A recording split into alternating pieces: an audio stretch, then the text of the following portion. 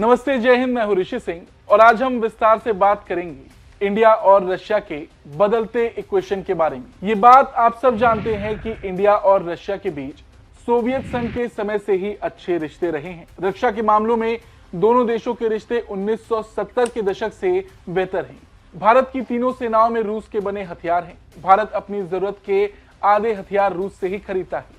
लेकिन अगर हम ये कहें कि बीते कुछ वक्त में भारत रशिया में बने हथियारों से अपनी निर्भरता कम करने का मूड बना चुका है, तो शायद आपको भी सुनने में ये थोड़ा अजीब लगेगा, क्योंकि जो आंकड़े हैं वो ऐसा नहीं कहते। तो ऐसे में सवाल ये उठता है कि जब सब कुछ सामान्य है तो रूसी कंपनियों को किस बात का डर है?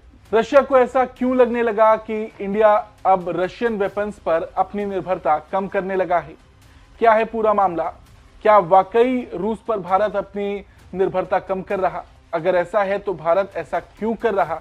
इन सब सवालों के जवाब हम आपको इस वीडियो में देंगे।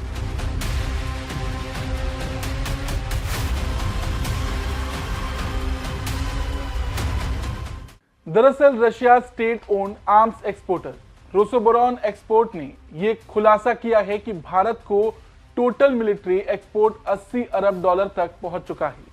1947 से 2005 तक दोनों देशों के बीच हुए अनुबंधों का कुल मूल्य 30 अरब डॉलर था, जबकि 2005 से 2025 तक ये राशि बढ़कर 50 अरब डॉलर तक पहुंच चुकी है।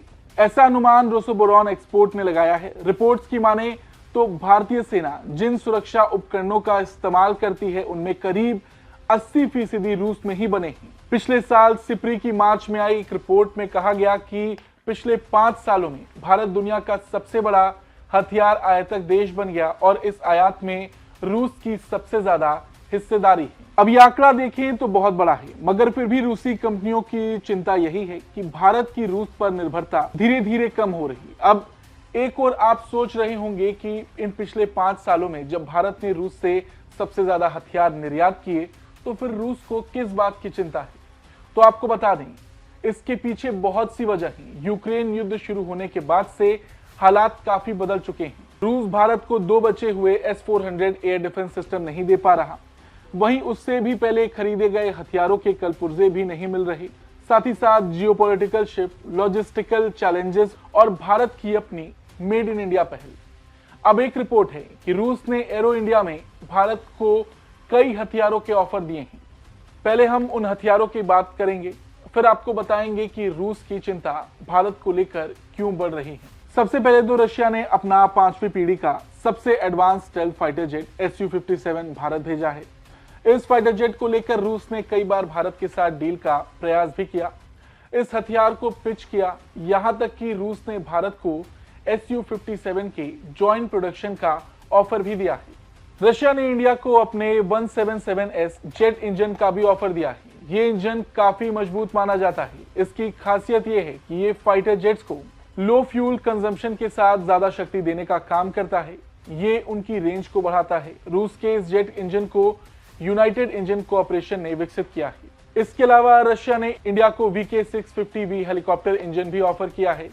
इस इंजन का इस्तेमाल रशिया में खूब किया जाता है। कई रशियन मिलिट्री हेलीकॉप्टर्स में ये इंजन लगाया भी गया है। ये एक टर्बो शॉफ्ट इंजन है जिसे 2024 में लॉन्च किया गया था। बड़ी बात यह है कि रशिया ने AMCA प्रोग्राम को सहायता देने का प्रस्ताव भी रखा है। इस ऑफर में engine, active electronically scan array, radars, optics, artificial intelligence software और एडवांस वेपन्स जैसे प्रमुख की कंपोनेंट्स से संबंधित टेक्नोलॉजी ट्रांसफर भी शामिल है। इसका उद्देश्य भारत की महत्वाकांक्षा राष्ट्रीय लड़ाकू जेट परियोजना AMCA के स्वदेशी विकास को बढ़ाना है। रशिया ने इंडिया को IL-78MK 90A air refueller aircraft भी ऑफर किया है।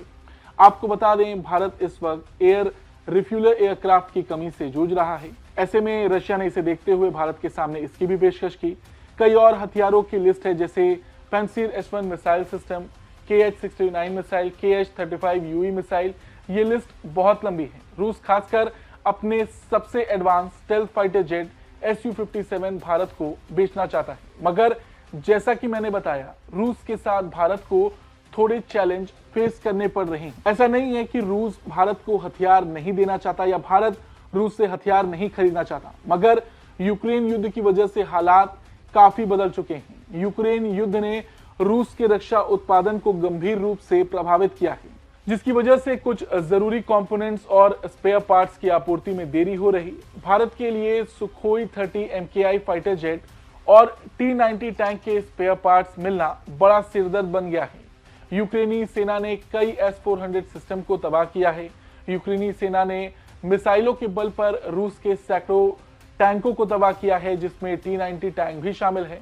रूस का पूरा रक्षा उद्योग इस समय हिला हुआ है। साथ ही साथ पश्चिमी प्रतिबंधों ने भी रूस की निर्यात क्षमता को बाधित किया है, जिससे भारत को रूस पर अपनी निर्भरता के बारे में विचार करना पड़ रहा। और इस बात को भी नजरअंदाज नहीं किया जा सकता कि रूस के संबंध चीन और पाकिस्तान से भी काफी बढ़ गए हैं। देखा भी जाए तो भारत ने धीरे धीरे रूस पर अपनी निर्भरता को कम करते हुए डिफेंस सप्लाईज के सोर्सेस को और बढ़ाया है। फ्रांस के Rafale multi role fighter jets, America के P-8I मैरीटाइम पेट्रोल एयरक्राफ्ट और इजराइल के ड्रोन जैसी खरीदें इसके संकेत हैं कि भारत अब अधिक संतुलित आपूर्तिकर्ताओं की ओर भी बढ़ रहा है। भारत की मेड इन इंडिया पहल ने स्वदेशी रक्षा उत्पादन को प्राथमिकता दी है, जिसमें स्वदेशी लड़ाकू जेट, मिसाइल सिस्टम और युद्धपोतों का निर्माण भारत की रक्षा आधुनिकीकरण योजनाओं का प्रमुख हिस्सा बन चुका है।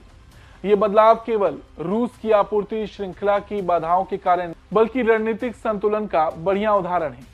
भारत का उद्देश्य है अपनी रक्षा साझेदारियों को डाइवर्स करना, ताकि वो किसी एक आपूर्तिकर्ता पर ज्यादा निर्भर ना हो और अपनी तकनीकी क्षमताओं को मजबूत कर सके।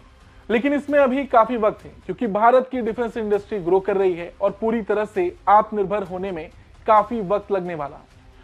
उससे पहले भारत को रूस, अमेरिका, फ्रांस जैसे देशों से ही बड़े हथियारों की डील करनी होगी।